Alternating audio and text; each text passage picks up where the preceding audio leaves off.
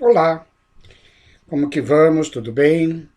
Vocês que têm acompanhado esses nossos vídeos da leitura e o estudo da obra O Nosso Lar, nós gostaríamos, antes de iniciar o estudo deste capítulo 20, informar que, devido a termos observado lá nas considerações iniciais, no início desta série de vídeos, né, de que a obra de André Luiz nos apresenta um mundo espiritual que já tinha sido revelado, evidentemente, pela, pela obra de Kardec, né, que codificou a doutrina dos espíritos, e que nesta obra de André Luiz nós teríamos um edifício mostrando as questões do mundo espiritual para nossas reflexões ainda aqui encarnados na Terra,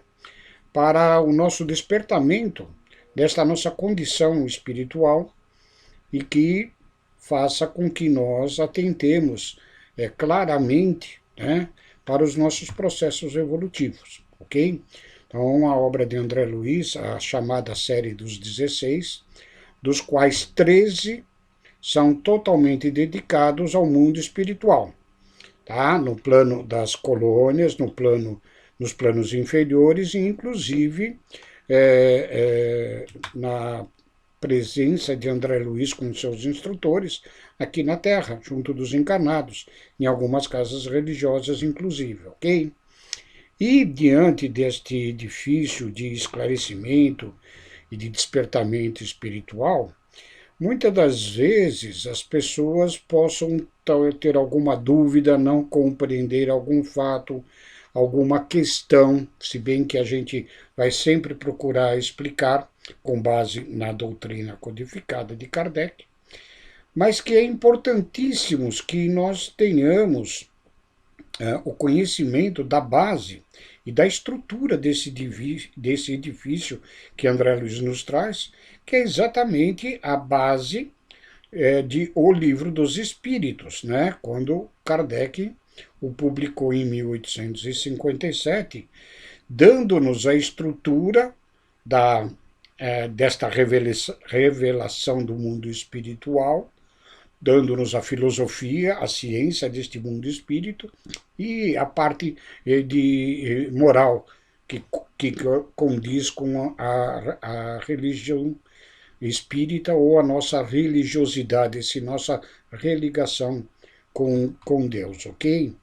Então, é importante, eu acredito, que todos que acompanham esse estudo do nosso lar, que o façam igualmente no acompanhamento do Livro dos Espíritos, na qual nós estaremos comentando questões que Chico Xavier estudava lá em Uberaba com o seu grupo, lá do seu centro, e ao final de cada sessão destes estudos,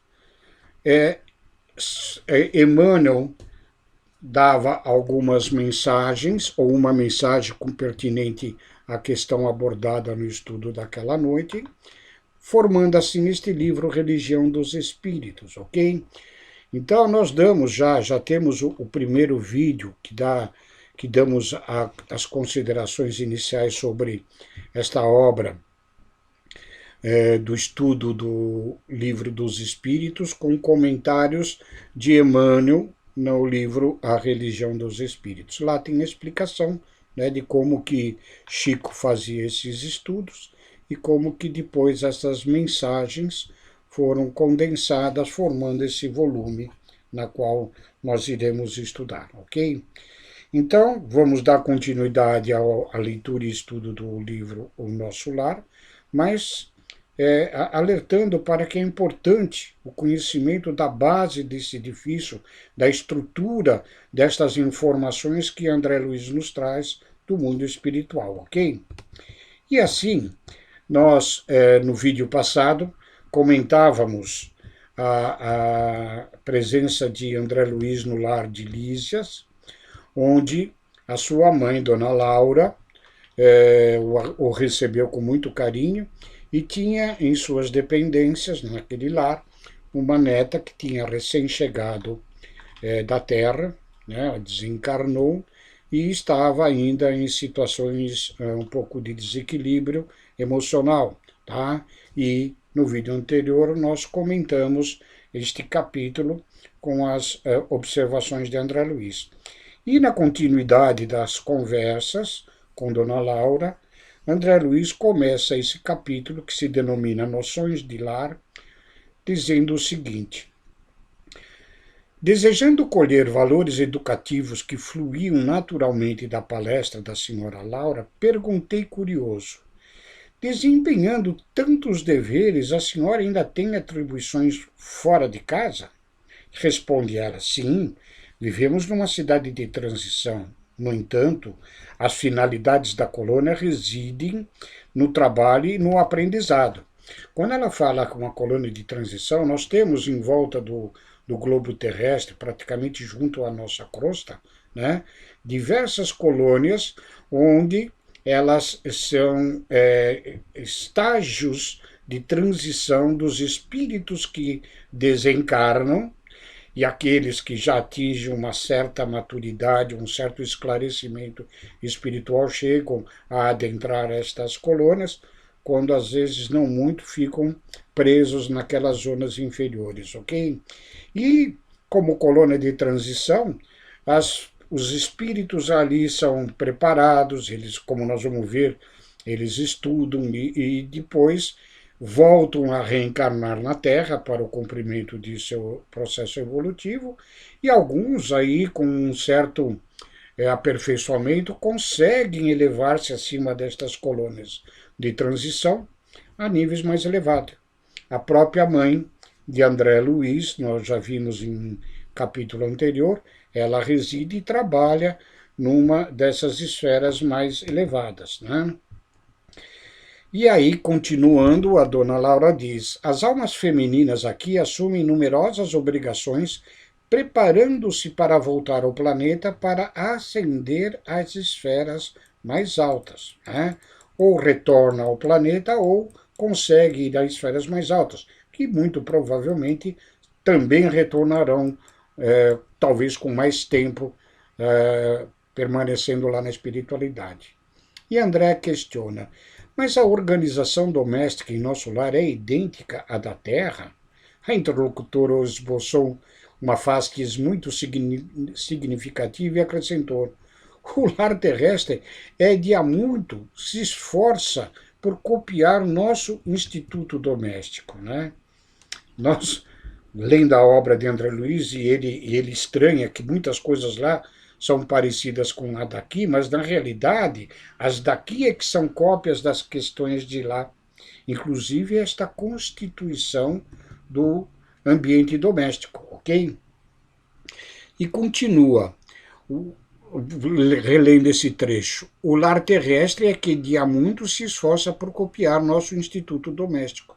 Mas os cônjuges por lá, com raras exceções, estão ainda a moldar o terreno dos sentimentos, invadido pelas ervas amargosas da vaidade pessoal e povoada de monstros de ciúme e de egoísmo. Nós sabemos, pela instrução dos Espíritos na obra O Livro dos Espíritos, que dois fatores, dois defeitos graves ainda nos prende às nossas condições de imperfeições, que é exatamente o egoísmo e o orgulho, né? E quando Dona Laura aqui cita os ciúmes, né, e o do egoísmo, né, as nossas vaidades são filhas, evidentemente, do orgulho e do egoísmo.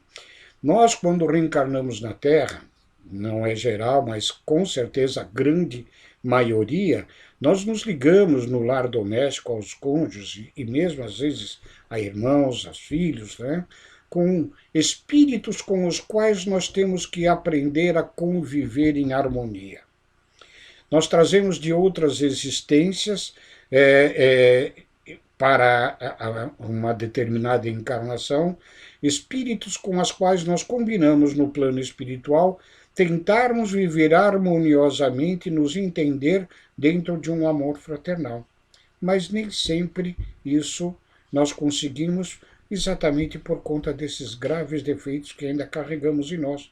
Por isso é imperioso que nós consigamos superar as nossas próprias deficiências, no sentido de nos harmonizarmos com todos aqueles que cruzam o nosso caminho, principalmente dentro dos nossos lares.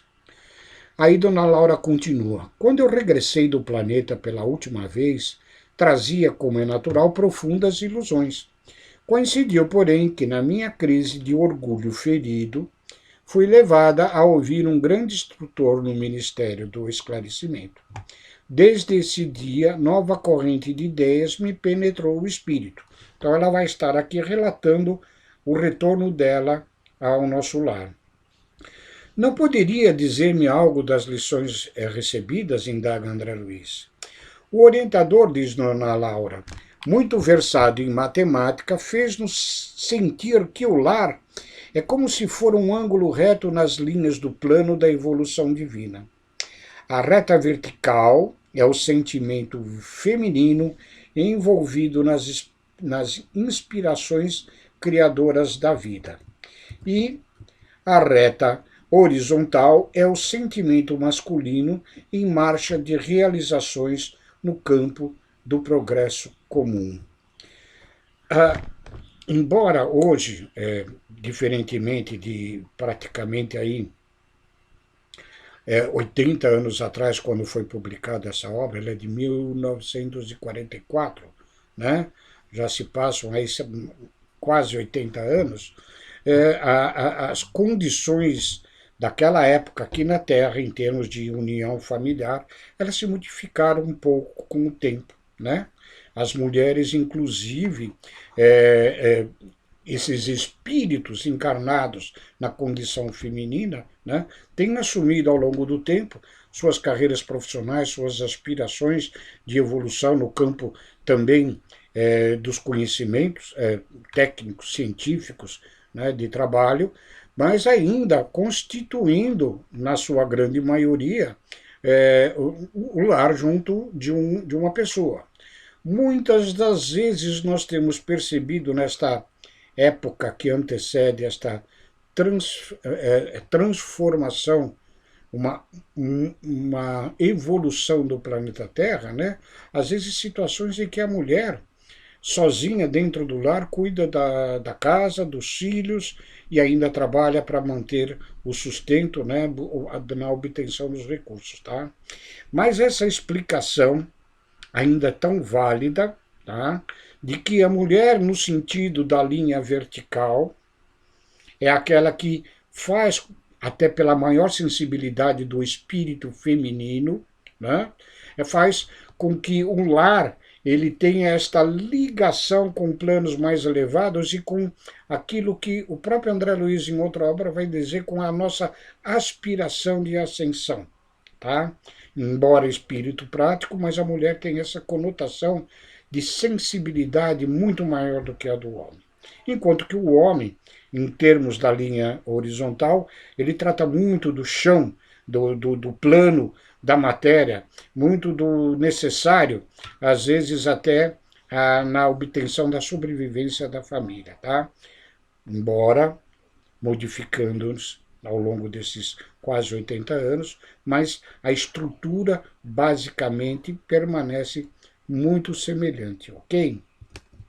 E ela continua: o lar é sagrado vértice onde o homem e a mulher se encontram para o entendimento indispensável. É templo onde as criaturas devem unir-se espiritual antes que corporalmente.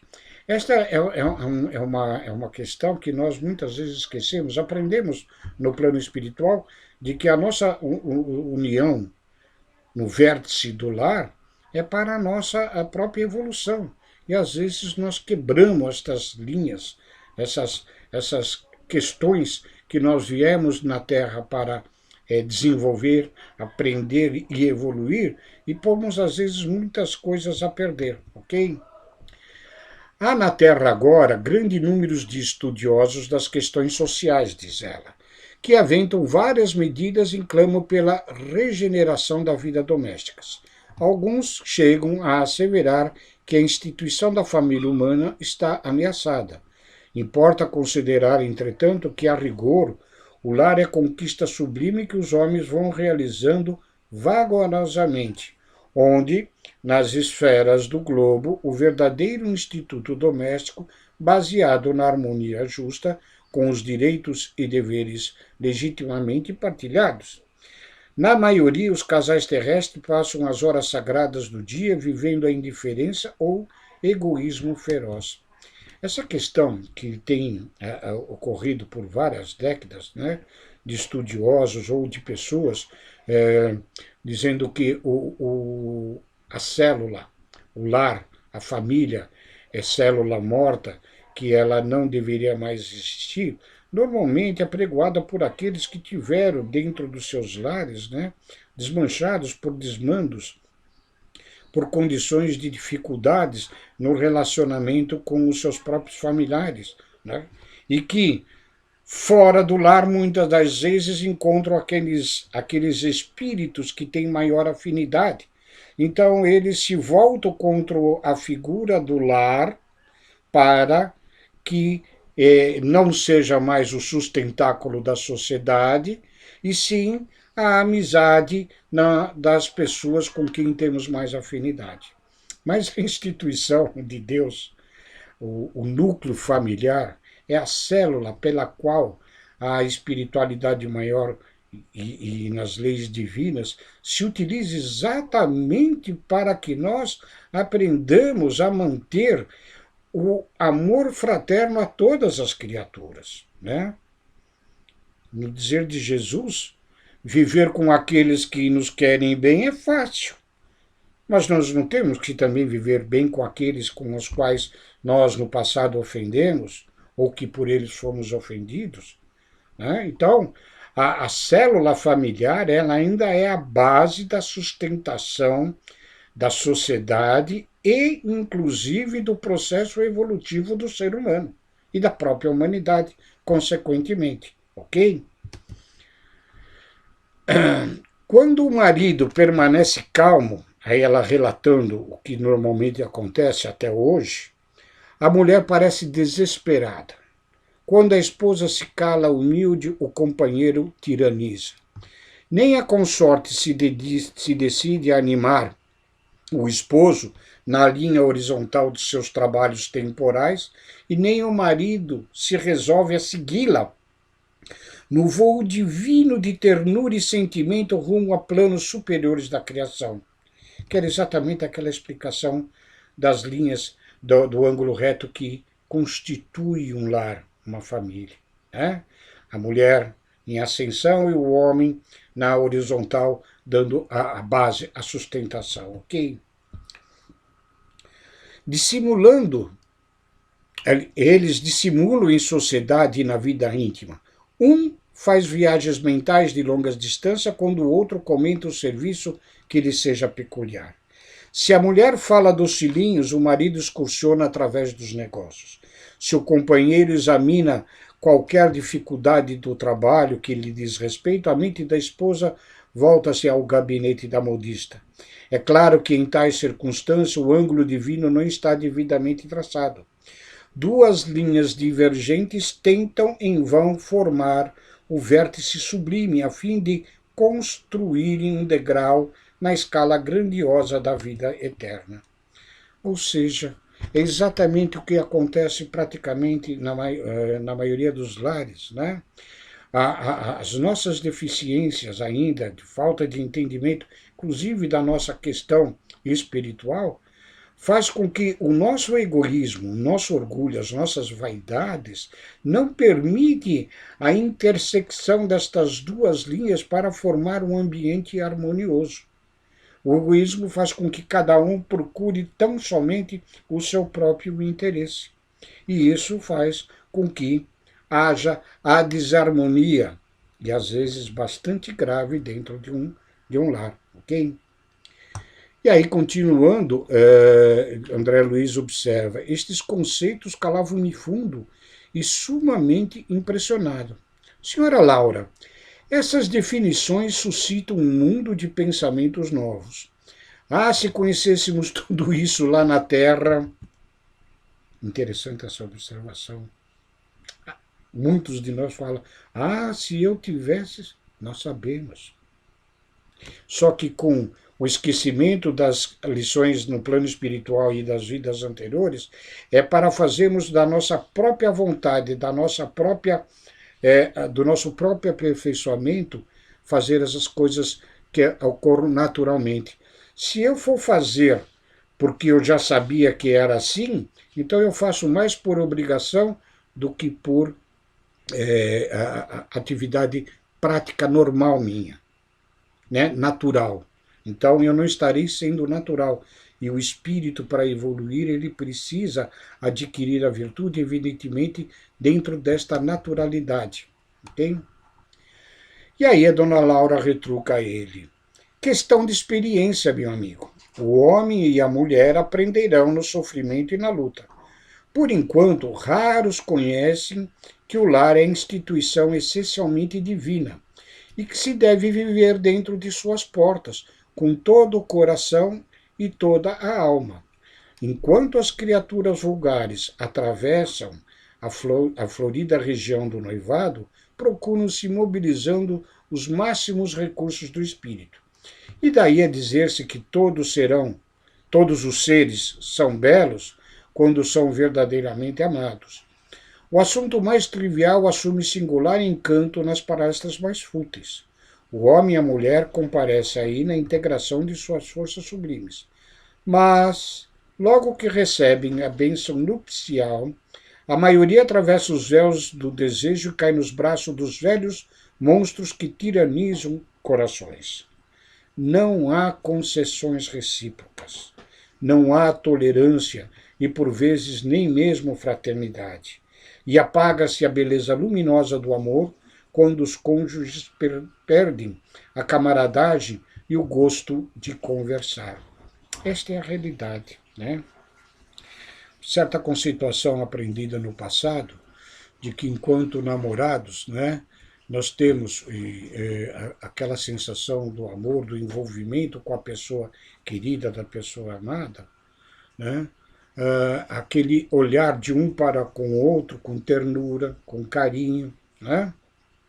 E quando o casamento acontece, às vezes já no transcorrer da própria lua de mel, ou um pouco depois, nós temos a questão das desavenças, dos desinteresses de um pelo outro, pois que cada um assume a sua personalidade egoística e orgulhosa e vaidosa, fazendo com que muitas vezes os matrimônios não se harmonizem, né? O conceito que eu aprendi é de que dentro de uma união, dentro de um casamento, não é um olhar para o outro, mas os dois olharem para o futuro, para a ascensão espiritual deles e de todos aqueles que eles vão trazer para o seu lar. Tá? É um conjunto, a família, de elementos que estão num processo evolutivo onde cada um queria que auxiliar o outro desinteressadamente. Pensar na felicidade do outro e não nos interesses egoísticos de cada um.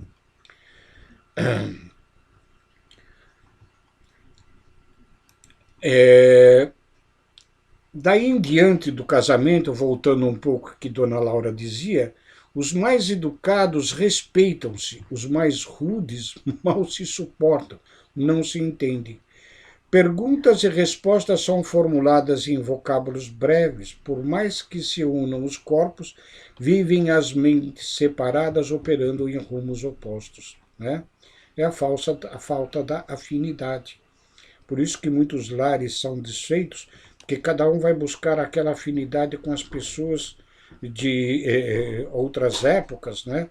Sem atentar para a felicidade própria daquele momento, ok? E André diz, tudo isso é pura verdade, né? Diz ele comovido. Mas que fazer, porém, meu amigo, replica a bondosa senhora, na fase atual evolutiva do planeta, existem na esfera carnal raríssimas uniões de almas gêmeas, reduzidos matrimônios de almas irmãs ou afins e esmagadora porcentagem de ligações de resgate. O maior número de casais humanos é constituído de verdadeiros forçados por algemas. Cabe aqui uma explicação que já a gente aprende pela doutrina, né? Que nesses processos reencarnatórios, a maioria das uniões elas são exatamente para o nosso aprendizado de convivência, de harmonia, de amor mútuo, né? O que faz com que os nossos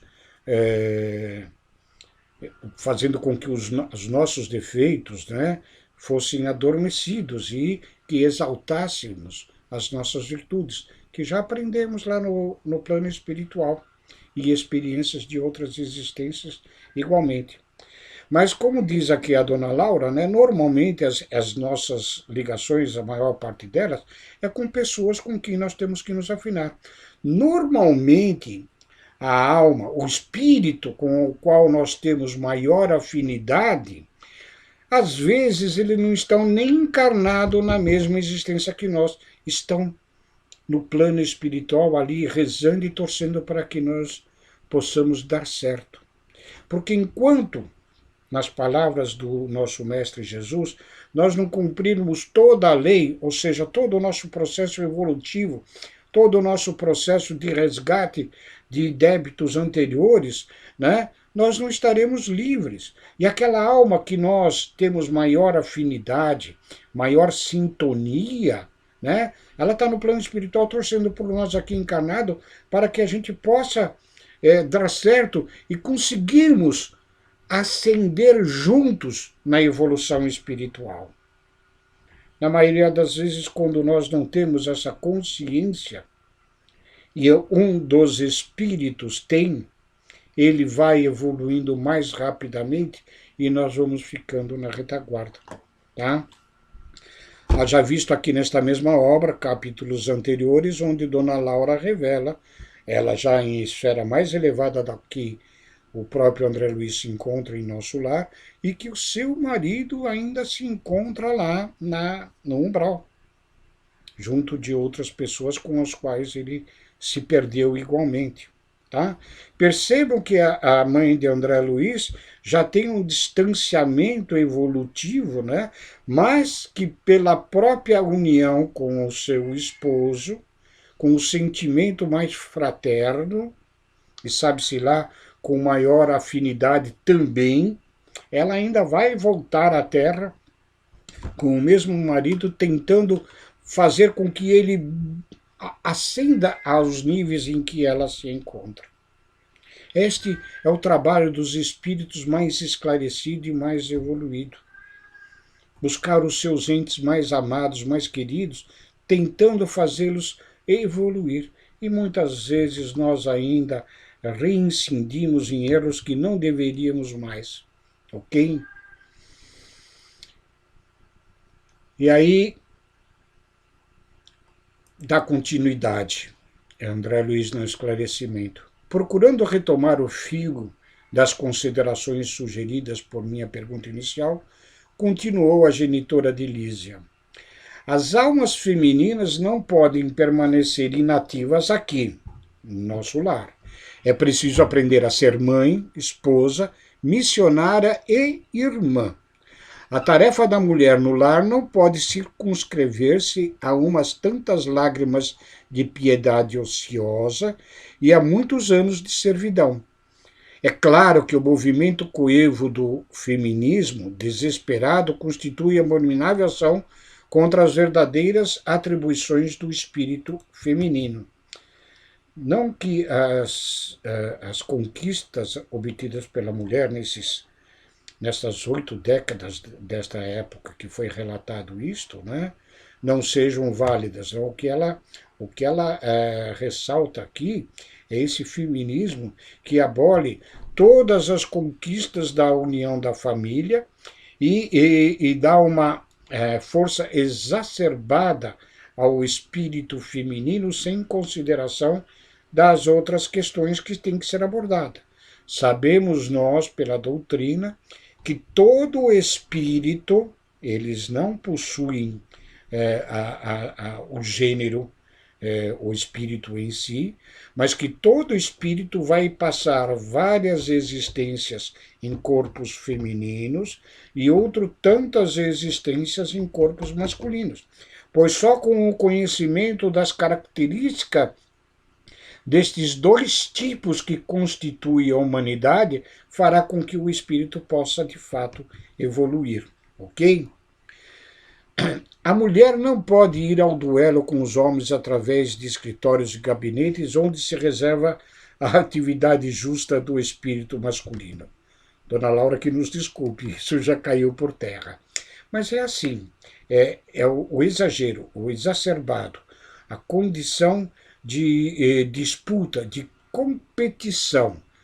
Mas hoje o que a gente vê, através da independência, inclusive profissional das mulheres, o que é salutar, é exatamente esta convivência de harmonia entre os homens e as mulheres. Tá? Até porque, por condições infelizes dos homens, né, a mulher sempre foi muito subjugada. Cabe a ela agora, de fato, conquistar os seus espaços, ok? Nossa colônia, porém, ensina que existem nobres serviços de extensão ao lar para as mulheres, né? E aqui ainda é uma noção muito muito afeita ainda àquelas condições do início do nosso século XX, ok? A enfermagem, o ensino, a indústria do fio, a informação, os serviços de paciência representam atividades assaz expressivas, mas que hoje a mulher conquista posições antigamente dominadas tão somente por homens, inclusive em muitos casos até em trabalhos de força bruta, trabalhos mais braçais, elas também têm se chegado a estas atividades, tá? O homem deve aprender a carrear para o ambiente doméstico a riqueza de suas experiências e a mulher precisa conduzir a doçura do lar para os labores ásperos do homem. Dentro de casa, a inspiração, fora dela, a atividade. Uma não viverá sem a outra. Como sustentar-se o rio sem a fonte e como espalhar-se a água da fonte sem o leito do rio? Esta é a divina definição da família, onde, naquela expressão anterior, da mulher mais sensível, a linha de ascensão divina, e o homem da base, da sustentação dessa estrutura, ok? André Luiz diz, não pude deixar de sorrir ouvindo a interrogação da mãe de Lísias depois de um longo intervalo, aquela de como se sustenta o rio sem a fonte, como pode espalhar-se a água da fonte sem o leito do rio. Quando o Ministério do Auxílio me confia crianças ao lar, minhas horas de serviço são contadas em dobro, o que lhe pode dar a ideia da importância do serviço maternal no plano terreno. Entretanto, quando isso não acontece, tenho meus deveres diuturnos nos trabalhos de enfermagem, com a semana de 48 horas de tarefa, que aqui na Terra, nós aqui pelo menos no Brasil, nós já reduzimos para 44. Né? Todos trabalham em nossa casa, a não ser minha neta convalescente. Não temos qualquer pessoa da família em zonas de repouso. 8 horas de atividade no interesse coletivo diariamente é programa fácil a todos. Sentir-me-ia envergonhada se não os executasse também. Interrompeu-se a interlocutora por alguns momentos, enquanto me perdia em vastas considerações. E aqui fica esse capítulo, as noções do lar, nessa conversa entre Dona Laura e André Luiz, e para o próximo vídeo nós teremos a continuação da palestra, tá, no capítulo 21, onde novas informações, que eu acredito serão bem interessantes, inclusive a informação de como se dá o retorno da memória espiritual das outras existências anteriores. Tá? a dona Laura vai nos dizer sobre isso. Ok? Muito obrigado, fiquem com Deus e não se esqueçam, procurem também ver os vídeos com o estudo do Livro dos Espíritos com base no livro de Emmanuel, Psicografia do Chico, A Religião dos Espíritos. Muito obrigado.